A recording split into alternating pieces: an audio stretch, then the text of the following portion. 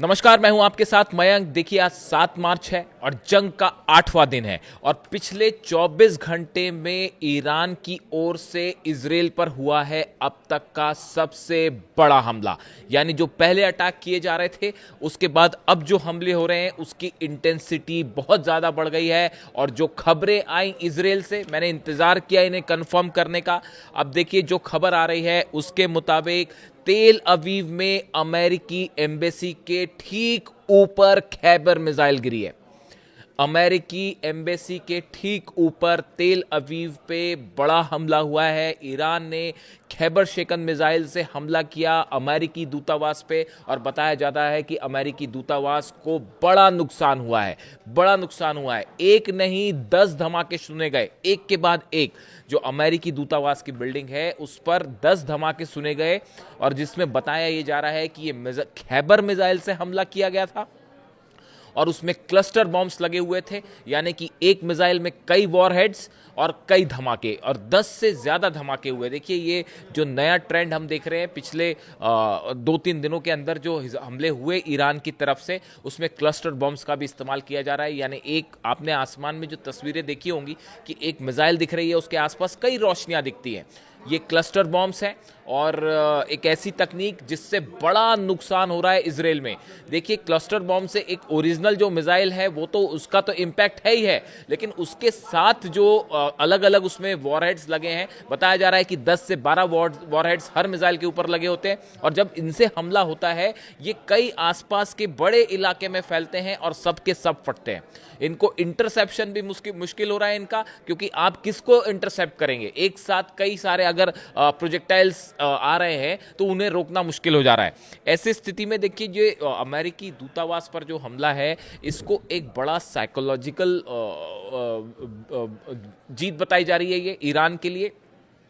सिर्फ अगर हम सिर्फ दूतावासों की बात करें तो अब तक 5 देशों के एम्बेसीज पर ईरान के सीधे हमले हो चुके हैं। अगर हम इजराइल में बात करें, तेल अवीव पर जो हमला हुआ, अगर हम इसको पहला मान के चलें तो इसके अलावा अगर आप देखें 5 जो अलग अलग जगह जहां पे हमले हुए, रियाद में हमला हुआ, ड्रोन स्ट्राइक हुई, शाहिद 136 ड्रोन रियाद में अमेरिकन एम्बेसी के ऊपर गिरा।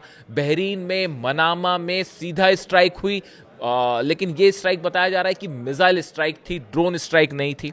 इसके अलावा आप दोहा में देखें, दोहा में जो है, कतर में दोहा में जो है, वहां पे 136 शाहिद ड्रोन से स्ट्राइक हुई। इसके अलावा कुवैत में मिसाइल अटैक हुआ। इस तरह से आप देखें कि 5 अमेरिकन एम्बेसीज जो हैं वो अब तक ईरान के निशाने पे आ चुकी है और उसमें जो सबसे बड़ी तबाही हुई है, सबसे बड़ा हमला जो है वो तेल अवीव में माना जा रहा है कि अमेरिकन एम्बेसी के ऊपर हुआ। इसके साथ दूसरी बड़ी हमले की खबर इजराइल से आ रही है। इजराइल में बेन गुरियन एयरपोर्ट पर रनवे के ऊपर मिसाइल गिरी है, खैबर मिसाइल गिरी है।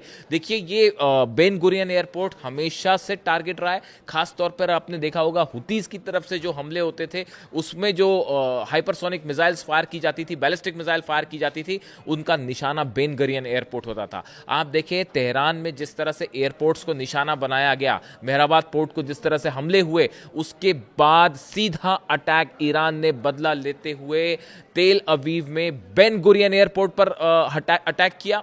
यहां पे कई फाइटर जेट्स खड़े हुए थे, उसके बीच में मिसाइल गिरी है, रनवे पर मिसाइल गिरी है, जिसके बाद बताया जा रहा है कि बेन गुरियन एयरपोर्ट जो है वहां से टेक ऑफ करना मुश्किल हो गया है फाइटर जेट्स के लिए। अब ये कैसे आसपास से जहां से भी टेक ऑफ हो, बट बेन गुरियन एयरपोर्ट को खासा नुकसान पहुंचा है। इसके अलावा हम इजराइल के नुकसान की बात करें, मैं इस पर लगातार अपडेट दे रहा हूं। जो खबरें आ रही हैं उसके मुताबिक बहुत बड़ा नुकसान इजराइल में, 1500 के आसपास इमारतें ऐसी हैं जिनको नुकसान पहुंचा है। यानी आप सोचिए कितने बड़े पैमाने पर हमले हुए हैं। हाइफा में, तेल अवीव में, अशदोद में, अशक्लोन में, ये वो शहर हैं जहां पर सीधा अटैक हो रहा है और ड्रोन से अटैक हो रहे हैं, मिसाइल से अटैक हो रहे हैं। और जिन मिसाइल्स का इस्तेमाल हुआ उसमें खैबर मिसाइल ने सबसे ज्यादा नुकसान पहुंचाया है।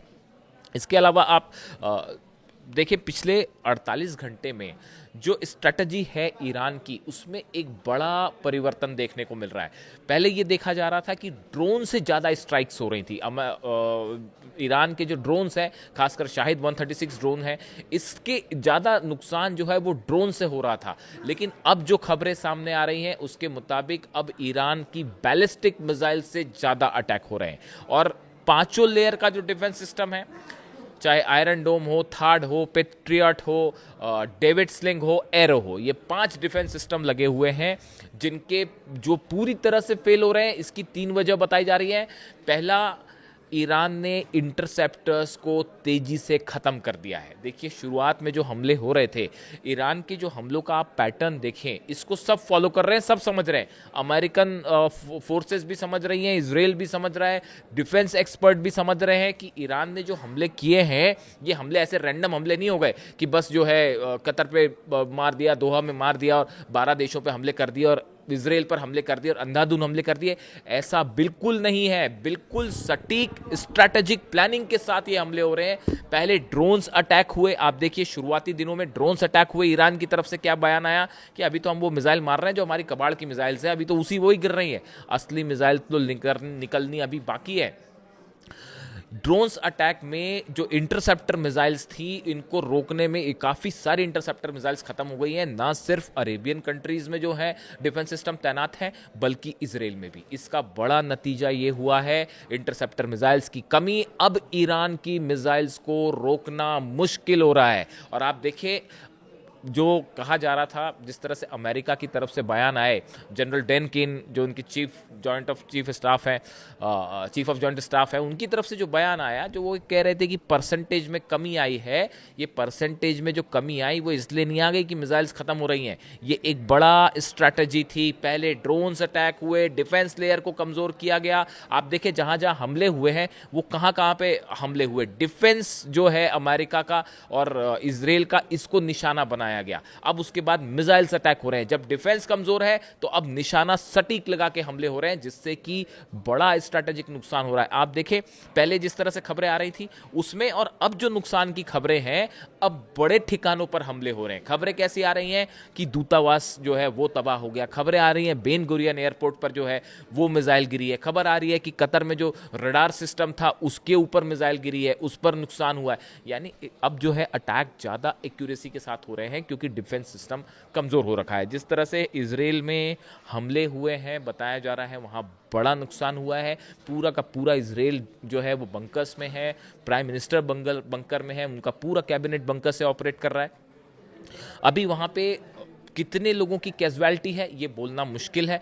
कई जगह मलबे के नीचे लाशें दबी हुई हैं। और देखिए इजराइल से कभी ये खबर नहीं आती है कि कितने लोगों की वहाँ कैजुअलिटी हुई है, कितने घायल हुए हैं। ये खबरें कई दिनों बाद निकल के आएंगी, जैसा 12 दिन की जंग में हुआ था। लेकिन बताया जा रहा है कि वहाँ पे 1500 इमारतों का अगर आप मलबा है, उसके नीचे सैकड़ों लोग दबे हो सकते हैं, जिनके नंबर्स धीरे धीरे सामने आएंगे, जिनको खोजा जा रहा है, जो मलबा है उनको हटाया जा रहा है। इससे ये बात सामने आई है कि ये पिछले कुछ सालों का सबसे बड़ा अटैक पिछले 48 घंटे में ईरान ने कर दिया है इजराइल के ऊपर। और इसको लेके न सिर्फ इजराइल में पैनिक है, बल्कि अमेरिका के लिए भी एक बड़ी चुनौती है कि अब कैसे इन हमलों को रोका जाए। आप देखिए जेराल्ड आर फोर्ड जो है वो हाइफा के करीब तैनात था इस हमले के पहले, और ये कहा गया था कि जेराल्ड आर फोर्ड से डिफेंस मिसाइल्स फायर करके इजराइल के ऊपर जो हमले होंगे उनको रोका जाएगा। लेकिन ये प्लानिंग पूरी तरह से फेल हो गई। इनफैक्ट जो शुरुआती 3 प्लान थे वो तीनों के तीनों कोलैप्स होते दिखाई दे रहे हैं। जेराल्ड आर फोर्ड अगर वहां पे है, उस पर पेट्रियट लगा हुआ है, थार्ड लगा हुआ है,